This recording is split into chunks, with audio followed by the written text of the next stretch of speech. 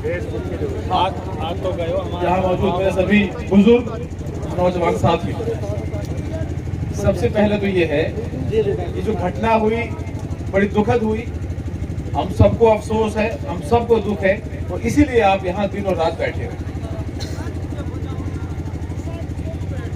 आज हम जो हैं सबसे आसान टारगेट है दुनिया के, बदनाम करने के लिए, परेशान करने के लिए, है ना। तो घटना कोई होती कुछ है, उसको प्रेजेंट किसी और तरीके से किया जाता है और वो इसलिए किया जाता है कि बहुत बड़ा वर्ग, बहुत बड़े ग्रुप, बहुत बड़े पार्टीज जो है वो उनको मुफीद होती है वो बात। बहुत आसान है एक गाड़ी वाले को आतंकवादी कह देना, बहुत आसान है। तो जब कोई घटना होती है हमें उसका दुख है। इन जो भाइयों ने भी इसके लिए प्रयास किए, अच्छे किए, बुरे किए, परफेक्ट तो कोई भी नहीं है साहब, है ना। फिर भी जो 4 लड़के, 4 जवान, 4 बड़े बुजुर्ग जिन्होंने आके आज तक का यहाँ ये संघर्ष यहाँ तक लेकर आए हैं, मैं उनका दिल से शुक्रिया अदा करना चाहता हूँ। बहुत आसान है कभी निकालना, ऊ की ना बुलाए और नू की ना बुलाए, और बहुत आसान है कभी निकालना साहब, लेकिन जो करता है उसको पता रहता है। तो ये संघर्ष यहाँ तक आया। इसी बीच जब आप कोई काम करते हो, खास तौर पे मुस्लिम समाज जब कोई काम करता है तो एक ऐसे तत्व हैं जो उसके खिलाफ ऑटोमेटिक चालू हो जाते हैं, चाहे काम सही हो गलत हो कुछ भी हो जाए, उनका एजेंडा है।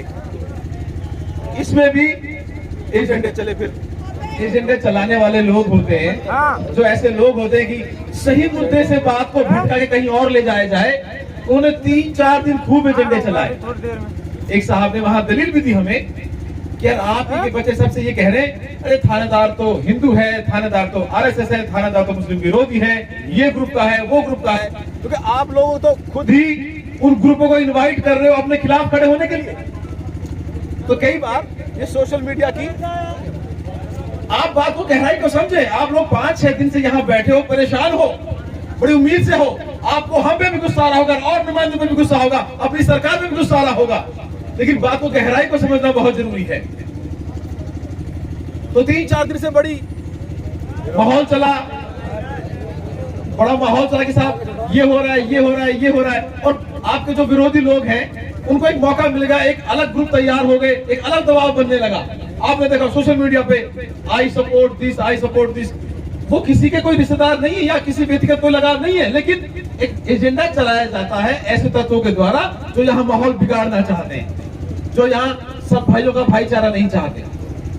तो और जब ऐसे माहौल होते हैं तो जो राजनीतिक लोग हैं या जो जिम्मेदार लोग जो बरादरी के बैठे हैं या फिर हम जैसे लोग जिन्होंने आपको कौन हमें कहाँ भेज दिया, तो उन्हें बहुत सोचना पड़ता है कि कोई ऐसा निर्णय एक हो जिससे कल को माहौल खराब हो, किसी और को और मौका मिले, तो उसकी गंभीरता को समझने के लिए बैठना पड़ता है और सुनना पड़ता है, सुनाना भी पड़ता है। वहां नए पुराने बहुत सारी बातें हुई। वहां जो लोग थे वो हमारे खिलाफ नहीं थे, वो हमारा साथ देना चाहते थे, लेकिन वो उस चीज को भी कहना चाह रहे थे कि ऐसा क्यों होता है कि दूसरों को मौका मिल जाता है, हम पहले क्यों नहीं एक तरीके से अच्छा बना के हम लोग सभी बिरादरी को जोड़ के, हमें जोड़ के इस माहौल को बनाते। ये बात यहाँ तक पहुंचती नहीं, दूसरों को मौका मिलता ही नहीं। उन बातों के लिए चौधरी फजल साहब, सदर साहब, असगर भाई, इमरान जी, फतुह सरपंच साहब और वहां मौजूद जितने भी लोग थे, सबने उनका पेट भरा। तो भाई चलो जो भी बात हुई ऐसी है। एक और बात, यहाँ किसी की जीत या किसी की हार नहीं हो रही है, हम लोग न्याय के लिए बैठे हैं, हमें किसी में जीत नहीं चाहिए। हमारे बुजुर्ग के साथ गलत हुआ है, उसको न्याय मिलना चाहिए, भाई इतनी तो बात है। हमें किसी थानेदार से कोई नफरत नहीं है, हमें किसी सरकार से कोई नफरत नहीं, प्रशासन से कोई नफरत नहीं है। और जो बात अभी मैं बता दूंगा, तो कल को सब अपनी फेसबुक जो, अच्छा ये फेसबुक सोशल मीडिया का जमाना है साहब, इसके फायदे हैं तो इसके नुकसान भी हैं। इन पिछले 4-5-10 सालों ने जो सबसे ज्यादा नफरत फैलाने का काम किया है इस सोशल मीडिया ने किया है, और कुछ लोग तो कर रहे हैं एक एजेंडे के तहत, जो लोग चाहते हैं नफरत फैलाना। पर मैं यकीन के साथ कह सकता हूं कि यहाँ बैठे हुए लोग कोई नहीं चाहता कि नफरत फैलाना, क्योंकि इस नफरत ने सबसे ज्यादा नुकसान हमें किया है।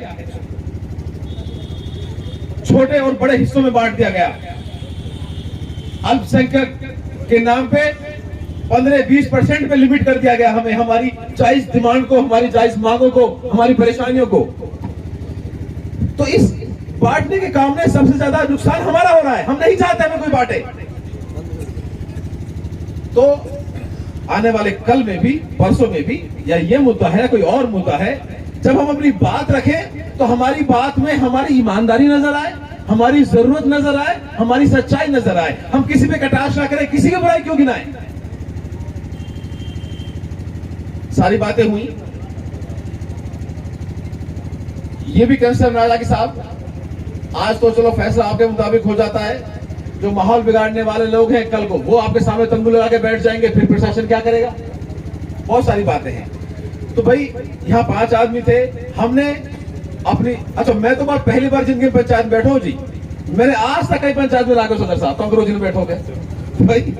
तो भाई हम लोगों ने छोटी मोटी जितनी समझ थी हमने कोशिश करी कि हमें न्याय भी मिले, कोई और आहत भी ना हो, और किसी को मौका भी ना मिले कि इन बातों का मुद्दा बना के इसमें कोई और एजेंडा रन करा जाए।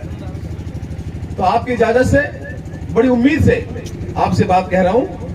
बात फिर तय ये हुई, मीडिया के सामने हम कोई फैसला सुनाने वाला आदमी तो है नहीं, हाँ मेरे हाथ में ऑर्डर होते हैं। तो बात तय ये हुई कि साहब, थानेदार साहब इसमें हमारी तरफ से आरोपी हैं और कल के बाद वो यहां थाने पे नहीं रहेंगे। ठीक है भाई, अभी आगे सुनो भाई। थानेदार साहब हमारे यहां थाने पे नहीं रहेंगे और सख्त कार्रवाई तब होगी जब पूरी जांच हो जाएगी, क्योंकि हम निर्णय सुनाने वाले नहीं होते। वो सस्पेंड हो, वो टर्मिनेट हो, उन पे मुकदमा चले, वो और जेल में जाएं, इस मामले में वहां सहमति ये बनी कि ठीक है साहब जांच हो जाए, उसके बाद जो सजा के वो हकदार हैं उस सजा उनको मिलनी चाहिए। लेकिन जब तक जांच नहीं होती तब तक ये तो है कि साहब ठीक है हमारे यहाँ से थानेदार साहब नहीं है। मैं आपसे वादा करता हूं कल के बाद थानेदार साहब आपके यहाँ थाने में आपको नजर नहीं आएंगे। जांच होगी ईमानदारी से, जहां से हम संतुष्ट होंगे, नहीं तो और बड़े अधिकारी से जांच होगी और जो भी उस जांच के बाद सजा होगी वो सजा उन्हें मिले। इस बात पे हम लोग सहमति कर आए हैं। अब आप बिरादरी के बीच में हूं, आपको हमारी बात अच्छी लगे तो ठीक, नहीं तो जिस तरीके से हम भी आपके साथ हैं। बताओ सर।